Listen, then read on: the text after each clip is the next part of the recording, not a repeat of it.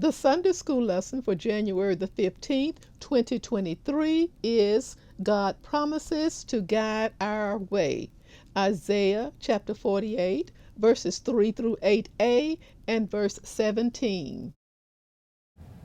To the viewers and subscribers, welcome to my channel, The Backstory. I am Audrey, and on this channel, you will find out exactly what happens before each Sunday school lesson. The standardized agenda is as follows. I will share the backstory, read the lesson text, and offer a brief lesson summary. At this time, I am going to ask you to please subscribe because the YouTube algorithm has not been very good to me recently. So if you will subscribe and give me a thumbs up, that will be greatly appreciated. Thank you so much in advance for your support. The backstory. Let's begin. Servant of the Lord.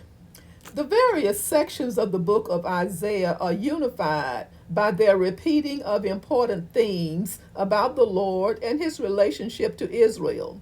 One such section that refers to the servant of the Lord is often recognized as Isaiah chapters 40 through 55. Beyond seeing the role of the Lord's servant, sometimes understood to be the nation of Israel, sometimes as an individual to come. The reader of this section will notice some consistent messages. And here are the consistent messages: absurdity of worshiping idols, no other God but the Lord, Lord's knowledge and control of the future, and the Lord as creator of all things. Let's analyze each message one at a time. First, Isaiah points out the absurdity of worshiping idols.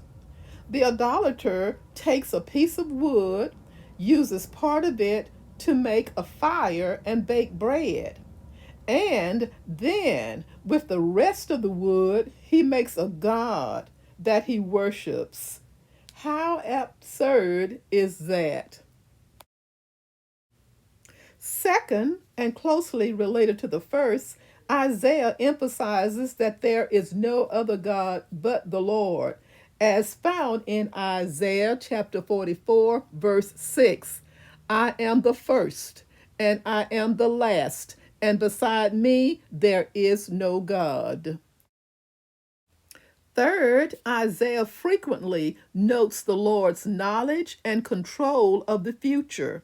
He knows the end from the beginning and will do all that he pleases, according to Isaiah chapter 46, verse 10. Furthermore, the Lord challenges the false gods to match him by revealing the future.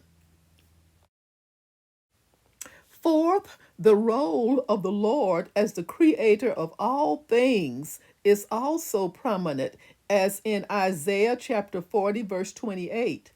God laid the earth's foundation and stretched out the heavens above. Isaiah chapter 48, verse 13, and chapter 51, verse 13. Included in his activity is the creation of the nation of Israel, often expressed as childbirth, as in Isaiah chapter 66, verses 7 through 13.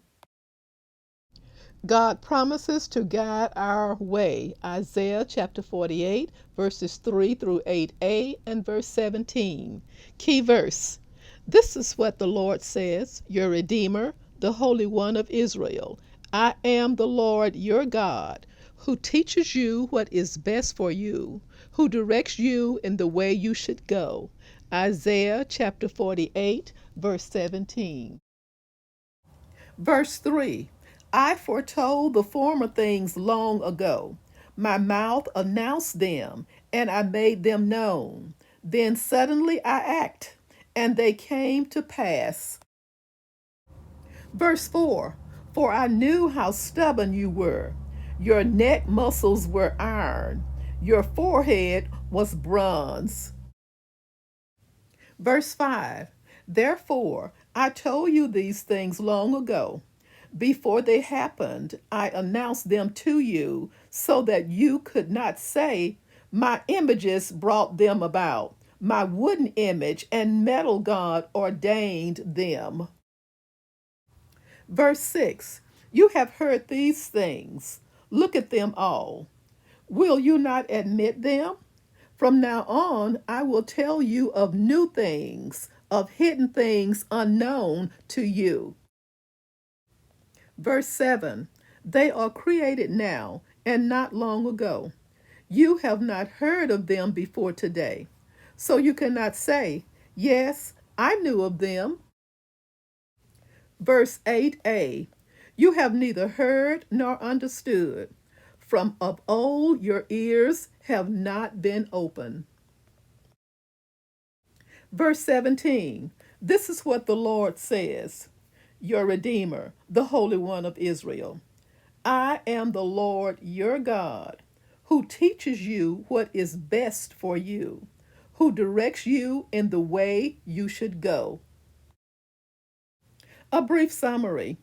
The tragedy of Israel's history is that God had revealed many things to them: his law, his will for their nation, his choices of leaders, and so on.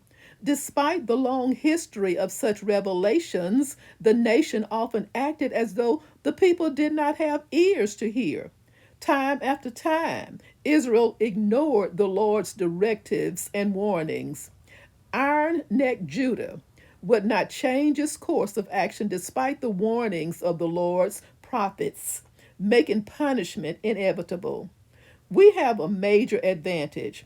We are empowered by the Spirit to grow in our relationship with the Father and become more like Jesus each day. When we do so, we will be better able to hear warnings when we are following a way not set out by the Lord.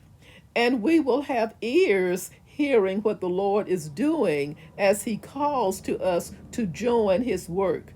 Listen for the call. Thank you so much for watching. I hope you can get helpful knowledge from this presentation. If so, give me a thumbs up and join me soon for the next backstory. Stay safe.